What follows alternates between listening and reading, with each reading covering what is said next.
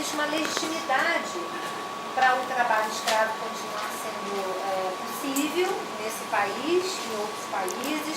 É possível que essa tecnologia não alcance o grau de desenvolvimento das forças produtivas, não esteja relacionada às relações sociais, por interesses também, não só do trabalho escravo, mas principalmente econômicos, né, que é o fundo, né, é o fundo do trabalho, principalmente do escravismo no Brasil. Falar de escravismo sem falar de colonização, de colonialismo e imperialismo fica difícil, ou seja, a gente está querendo dizer que a gente está se relacionando com o mundo externo e tem interesses em específico para isso acontecer. De alguma maneira, esse trabalho escravo ele contribui para o desenvolvimento da cidade? De alguma maneira, porque acumula, né? Acumula riqueza de alguma forma. Contribui para acumular riqueza com base na exploração de pessoas que trabalham sem receber, porque está produzindo. Quando a gente trabalha, a gente produz. No que a gente produz um produto. Esse produto no capitalismo ele é vendável ou não, mas no caso do capitalismo é produzido para venda. Então, mesmo que esse trabalhador trabalhe produzindo um produto, o que acontece com ele? Ele não recebe equivalente daquilo que ele trabalhou. Se ele não recebe o equivalente por aquilo que ele trabalhou, aquilo que foi produzido tem um valor. Esse valor não vai mais para ele, vai para outra pessoa que não é o trabalhador. Então ele vai poder vender com um valor a mais. Acho que aí deixa a Francisca vai falar disso. Deixa eu só lembrar, não sei se vocês viram, eu estou tentando me lembrar, aquele filme Beautiful, Sim, que é passado em Barcelona, e ele mostra justamente chineses que trabalham, se não me engano, numa lavanderia, e tem, agora eu estou tentando me fazer, mas tem uma relação também com a construção civil, se não me engano. Mas lá é um pouquinho diferente, né? Porque lá não tem seguridade social, é outra relação. Mas tem essa mesma história com chineses que também atuam no mercado têxtil, né? Então a gente recebe roupa extremamente barata da China, porque tem trabalho escravo lá, então alguém ganha muito com uma roupa porque ele paga zero, ele dá alimentação, de repente. Aqui no Brasil, aqui em São Paulo, marcas de famosas, Zara, não sei mais o que, usavam trabalho escravo de bolivianos.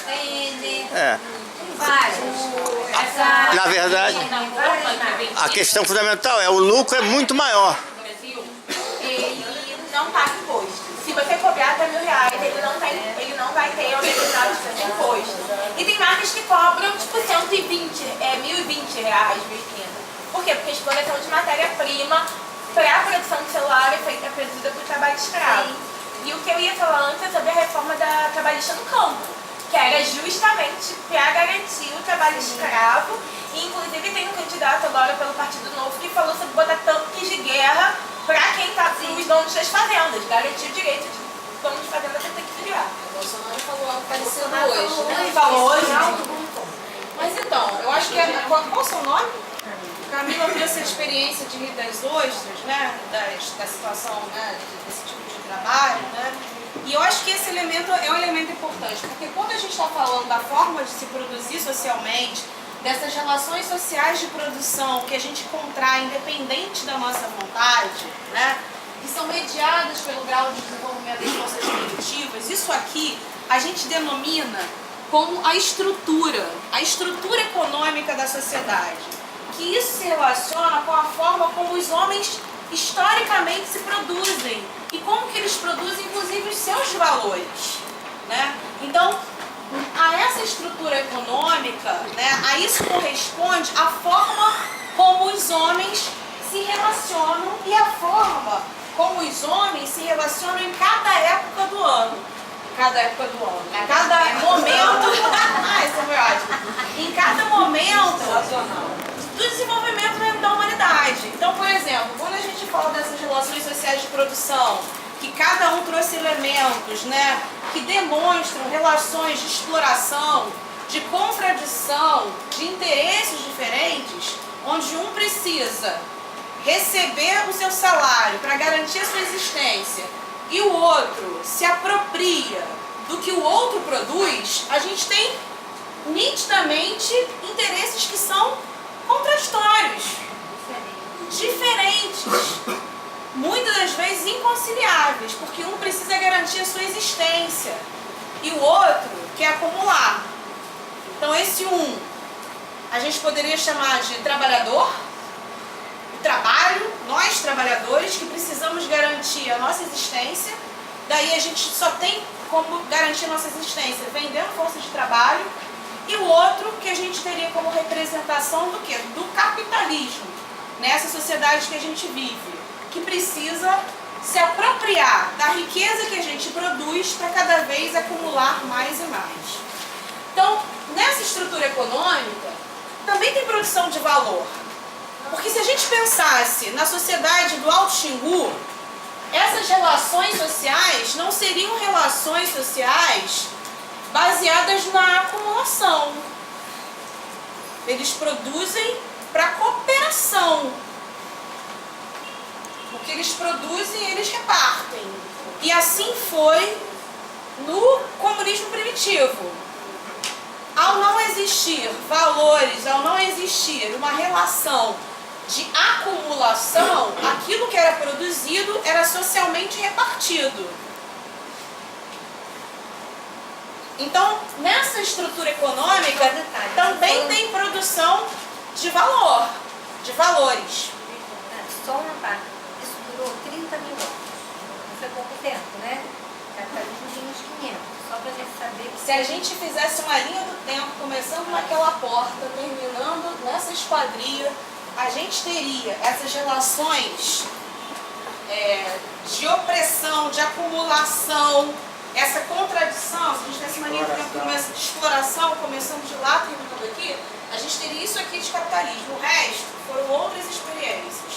Só que como a gente nasceu, cresceu e vai morrer nessa sociedade, espero que não, porque eu queria muito que a gente conseguisse transformar, é como se isso fosse algo completamente natural, que a gente não pudesse transformar. Mas na história da humanidade, a gente já teve experiências de uma estrutura econômica que se assenta em outra forma, completamente diferente dessa, que produz tanta pobreza, como vocês falaram, tanta desigualdade e tanta contradição, porque ela se fundamenta na contradição entre capital e trabalho. Só que isso não se sustenta sozinho a partir de uma estrutura econômica cheia de questões e de contradições, né? Isso se assenta na construção de uma superestrutura que vai reproduzir normas, que vai reproduzir formas de pensar, que vai reproduzir leis que vão legitimar todas essas contradições que a gente viu aqui. Então, a essa superestrutura se constitui uma instância que produz normas, uma instância que produz leis e uma determinada forma de pensar que vai legitimar, que vai naturalizar todos esses elementos que a gente falou até aqui, que constitui uma contradição que é colocada nessa sociedade. A contradição fundamental entre capital e trabalho. E essa relação que determina e que é determinada, porque é uma relação contraditória, é uma relação dialética que se complementa, vai ser fundamental para que a classe, que ela é dominante economicamente, também seja a classe que juridicamente e politicamente ela é dominante. Ou será que o dono da Friboi não tem relação com quem produz as normas e as leis desse país?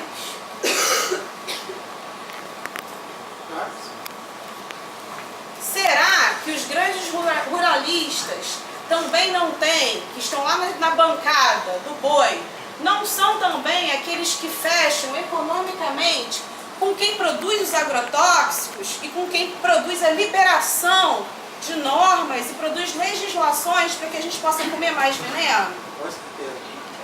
Então, a essa superestrutura que se ergue a partir dessa estrutura econômica, a gente tem uma classe que, além de ser economicamente dominante, ela também é juridicamente dominante e politicamente dominante.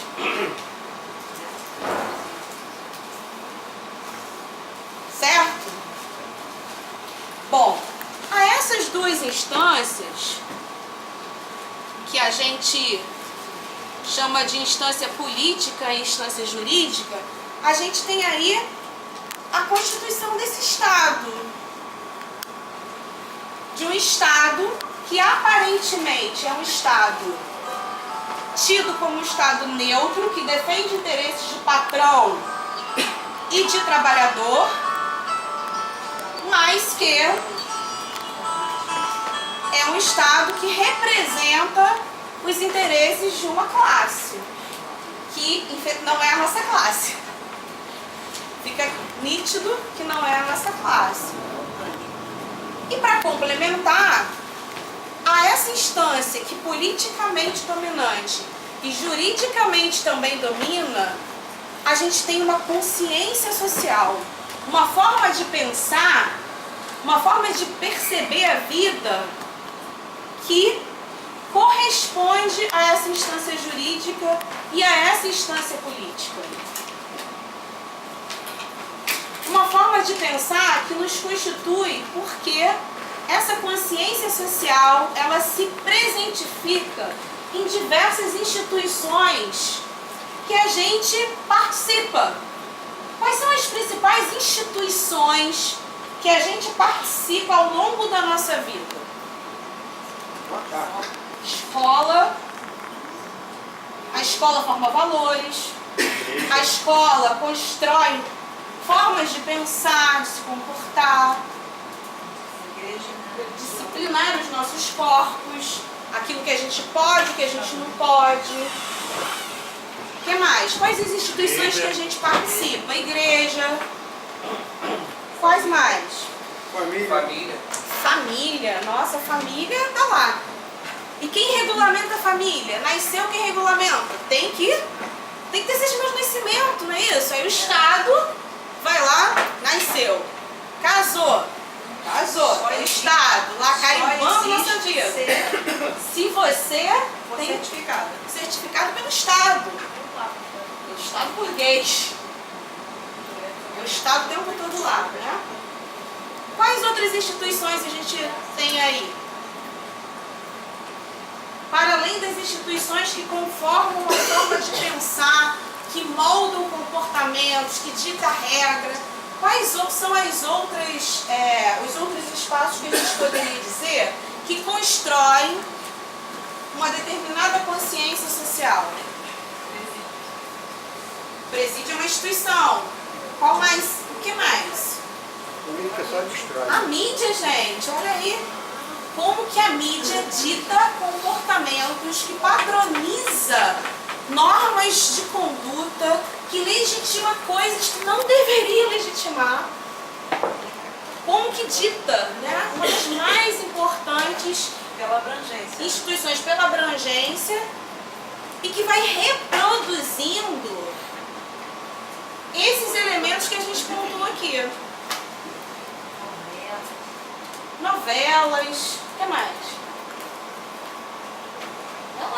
O que mais, gente? As redes sociais. Os anúncios.